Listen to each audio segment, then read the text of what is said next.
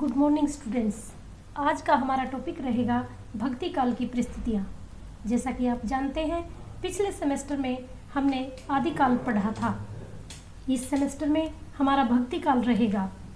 भक्ति काल को पढ़ने से पहले हमें आचार्य रामचंद्र शुक्ल के हिंदी इतिहास का जो काल विभाजन था उस पर चलना होगा। जैसा कि आप जानते हैं, उन्होंने हिंदी साहित्य के इतिहास को 3 भागों में बांटा था: आदिकाल, मध्यकाल और आधुनिक काल। आदिकाल को उन्होंने प्रवृत्ति प्रधानता के कारण वीरगाथा काल कहा था और मध्यकाल को 2 भागों में बांटा। पहले भाग को उन्होंने पूर्व मध्यकाल और दूसरे भाग को उत्तरकाल कहा है। पूर्व मध्यकाल को भक्ति काल और उत्तर मध्यकाल को रीतिकाल का नाम दिया है। भक्ति काल की परिस्थितियाँ। आचार्य रामचंद्र शुक्ल ने हिंदी साहित्य इतिहास में भक्ति काल की समय सीमा विक्रम संवत 1375 से विक्रम संवत 1700 निश्चित की है। तमाम विद्वान इस काल को हिंदी साहित्य का स्वर्ण युग मानते हैं। हम जानते हैं कि किसी युग विशेष के साहित्य को समझने के लिए उस युग की परिस्थितियों का अध्ययन अनिवार्य होता है, क्योंकि युगीन परिस्थितियाँ साहित्य में प्रतिफलित होकर उसे प्रभावित करती हैं। भक्तिकालीन परिस्थितियों का अध्ययन हम निम्नलिखित शीर्षकों के अंतर्गत कर सकते हैं।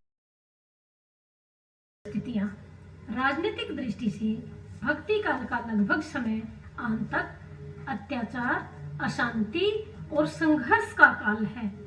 भक्ति काल का आरंभ दिल्ली के सुल्तान मोहम्मद बिन तुगलक के राज्यकाल से कुछ पूर्व हुआ और लगभग शाहजहां के राज्यकाल के साथ इसका अंत हुआ।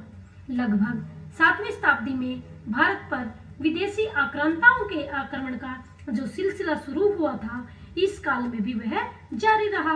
परिणाम स्वरूप 14वीं शताब्दी के अंत तक प्राय समूचे उत्तरी भारत पर मुसलमानों का अधिकार हो चुका था और यवन सेनाएं अब दक्षिण की ओर बढ़ने लगी थी। बच्चों, मैं एक बात बताना चाहूंगी तुम्हें, आक्रांता होते हैं आक्रमणकारी। मोहम्मद गौरी के पश्चात दिल्ली का शासन मुख्य रूप से क्रमशः गुलाम, खिलजी, तुगलक और मुगल वंशों के हाथों में रहा। भारतीय नरेश पराजित अवश्य हो गए थे, लेकिन विदेशी आक्रांताओं की आपसी फूट के कारण अभी तक उन्होंने इस पराजित मनोवृत्ति को स्वीकार नहीं किया था और वे अपनी स्वतंत्रता को बनाए रखने के लिए निरंतर प्रयत्नशील थे। वस्तुतः मुगल सम्राट बाबर के आक्रमण के पश्चात ही यहाँ सुदृढ़ केंद्रीय शासन की स्थापना हो सकी। इतिहास साक्षी है, बाबर का सारा जीवन युद्धों में ही समाप्त हो गया। हुमायूं और शेरशाह सूरी के शासनकाल भी राजनीतिक दृष्टि से महत्वहीन ही माने जा सकते हैं। हाँ, अकबर ने अपने शासनकाल में भारत को राजनीतिक स्थिरता प्रदान की और हिंदू मुसलमानों के मध्य बढ़ती हुई सांप्रदायिकता की खाई को पाटने का प्रयास किया। जहांगीर और शाहजहां के शासनकाल में भी भारत में राजनीतिक शांति रही। परिणाम स्वरूप अकबर से लेकर शाहजहां तक के काल में ही भक्ति साहित्य को चरमोत्कर्ष प्राप्त हुआ। उल्लेखनीय है कि भक्ति काल के लगभग सारे प्रमुख कवि अपने देश के राजनीतिक वातावरण से अप्रभावित रहे। कबीर, नानक, जयसी, तुलसी और सूरदास जैसे स्त्री के प्रतिनिधि कवियों ने राजनीतिक वातावरण का प्रभाव ग्रहण नहीं किया। यूं नानक और तुलसी ने इस ओर संकेत किए हैं, लेकिन ये उनके मूल विषय कभी नहीं रहे। समग्रतः इन भक्तों की वाणी धर्म और शांति प्रधान ही रही।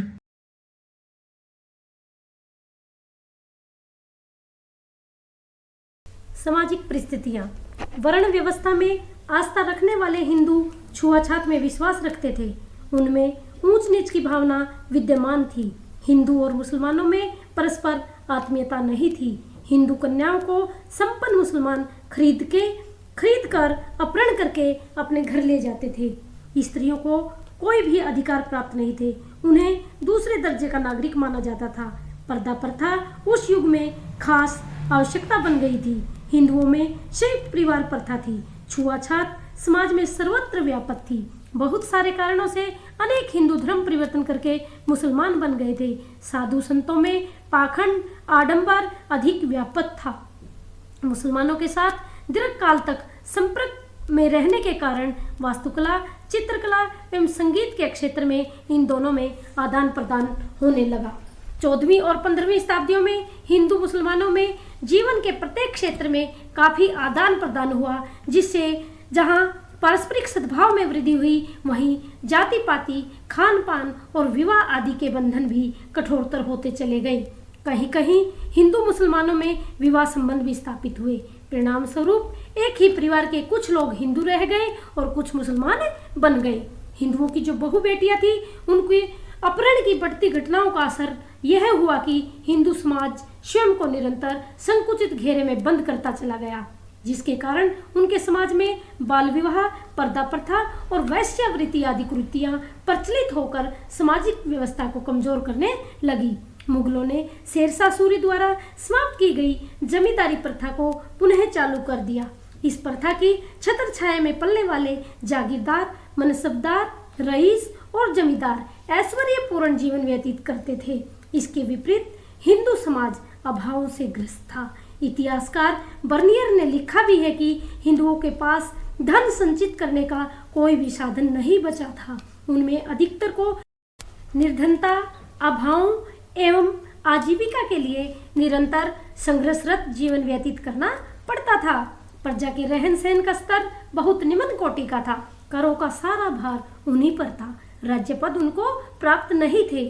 डॉक्टर लक्ष्मी सागर वार्षण ने भक्ति काल की सामाजिक परिस्थितियों के विषय में लिखा है, समाज की छिन्न भिन्न अवस्था तो पहले से ही चली आ रही थी, दूसरे राजनीतिक परिवर्तनों के कारण वह और भी अव्यवस्थित हो गई। सामाजिक ढांचे की इस अव्यवस्था को लक्ष्य करके ही कबीर और तुलसी को इस दिशा में अपना सुधारात्मक स्वर अधिक प्रबलता एवं वेग के साथ मुखरित करना पड़ा। धार्मिक परिस्थितियां राजनीतिक एवं सामाजिक परिवेश के अनुरूप ही धार्मिक परिवेश का होना स्वाभाविक था। भक्ति काल के प्रारंभ में हिंदू धर्म अनेक संप्रदायों और मत मतांतरों में बुरी तरह बटा हुआ था। वैष्णव, शैव, शाक्त, स्मार्त, सिद्ध, नाथ और वाममार्गी एक दूसरे की जान लेने को उतारू थे। इसी समय इस्लाम का प्रभाव भी भारतीय धर्मों पर पड़ना शुरू हो गया था। शासक वर्ग हिंदू धर्म पर अनेक प्रकार के अत्याचार करके उनके पवित्र ग्रंथों और पूजा स्थलों को नष्ट करने पर तुला हुआ था। महाप्रभु वल्लभाचार्य ने इस ओर संकेत करते हुए लिखा था, देश म्लेच्छा आक्रांत है, गंगा आदि तीर्थ दुष्टों द्वारा भ्रष्ट हो रहे हैं, अशिक्षा और अज्ञान के कारण वैदिक धर्म नष्ट हो रहा है। भक्ति काल में उत्तर भारत में अनेक धार्मिक संप्रदायों, रामानंदी संप्रदाय, संत संप्रदाय, वल्लभ संप्रदाय आदि का जन्म हुआ। इन संप्रदायों का जीवन, साहित्य तथा दार्शनिक विचारधारा सरल एवं सुगम था। सभी अपने अपने दृष्टिकोण का प्रचार प्रसार जनता की भाषा में कर रहे थे। जाति, वर्ण व्यवस्था आदि से संबंधित उनके विचार अत्यंत उदार थे। भक्ति और धर्म का मार्ग सबके लिए खुल चुका था। धार्मिक दृष्टि से भक्ति काल में दो मत संत और भक्त प्रचारित हुए। निर्गुणवादियों को संत तथा सगुणवादियों को भक्त कहा जाता था। एक और निर्गुणी संतों और सूफियों ने धार्मिक सहिष्णुता का मार्ग प्रशस्त किया, तो दूसरी ओर सगुणवादी राम भक्ति शाखा तथा कृष्ण भक्ति शाखा ने मिलकर मानवीय धर्म को अधिक विस्तृत परिवेश प्रदान किया। अतः यह सहज ही कहा जा सकता है कि इस काल में जहां अध्यात्मवादी दृष्टिकोण को प्रश्रय मिला, वहीं विशुद्ध मानवीय धर्म को भी बल मिलता प्राप्त हुआ। सांस्कृतिक परिस्थितियां भारतीय संस्कृति का मूल मंत्र है समन्वय की चेष्टा।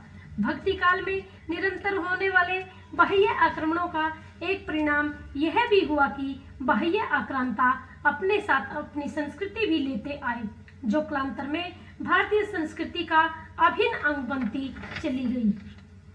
मध्यकालीन धर्म साधना में प्राय सभी पूर्ववर्ती प्रमुख धर्म साधनाएं किसी न किसी रूप में अवश्य पाई जाती हैं। इनमें शैव, शाक्त, भागवत और गणपत्य धर्म साधनाएं उल्लेखनीय हैं। विभिन्न धर्मों अथवा संप्रदायों के बीच अनेक उपधर्मों का बनना मध्यकाल की मानव विशेषता बन गई थी। धार्मिक क्षेत्र में समन्वय वृत्ति का अनुगुंज हमें तुलसी के शिवद्रोही मम दास कहावा, सो नर मोही सप्लेव नहीं पावा में सहज ही सुनाई पड़ती है। समन्वय की यह प्रवृत्ति वास्तु एवं मूर्ति कलाओं में भी लक्षित होती है। हिंदू और मुस्लिम संस्कृतियों की निकटता के परिणाम स्वरूप चित्र, संगीत और साहित्य कलाओं में भी दोनों संस्कृतियों के उपकरणों का समावेश हुआ है। इस काल के नायक नायिकाओं के नयना अभिराम चित्रों में भारतीय व ईरानी संगीत के सम्मिश्रण में तथा आदि ग्रंथ में प्राप्त रागनियों और शैलियों में इस समन्वय की झलक प्राप्त होती है। इस साहित्यिक परिस्थितियां हम जानते हैं कि भाव, भाषा और उद्देश्य की सर्वोच्चता के कारण भक्तिकालीन हिंदी साहित्य सर्वश्रेष्ठ करार दिया गया है। यद्यपि मुगलों ने फारसी को राजभाषा का सम्मान देकर संस्कृत और हिंदी को गौण स्थान पर बिठा दिया था, तथापि तत्कालीन हिंदी में भी लोकप्रिय साहित्य की रचना हुई। कबीर, जैशी, सूर और तुलसी के साहित्य के बल पर ही भक्ति काल को हिंदी साहित्य का स्वर्ण युग कहा जाता है। भक्ति काल में संस्कृत में टीकाओं और व्याख्याओं की ही सृष्टि हुई, किसी मौलिक उद्भावना का जन्म नहीं हुआ। फारसी में अनेक इतिहास ग्रंथों तथा प्रचुर मात्रा में काव्य का निर्माण हुआ। संस्कृत के अनेक धार्मिक तथा ऐतिहासिक ग्रंथों का फारसी के माध्यम से अनुवाद भी सामने आया है। राजस्थानी वचनिकाओं तथा ब्रज भाषा की वार्ताओं और टीकाओं में गद्य का प्रयोग भी शुरू हो चुका था, लेकिन यह गद्य आरंभिक महत्व का ही रहा है। निसंदेह इस काल में भक्ति साहित्य ही रचा जाता गया। साथ ही शासकों और राजाओं के दरबारों में प्रशस्ति, श्रृंगार, रीति, नीति आदि से संबंधित मुक्तक और प्रबंध काव्यों की रचना हुई। भक्ति काल की यह गौण साहित्यिक प्रवृत्ति ही आगे चलकर रीतिकाल के नाम से विख्यात हुई।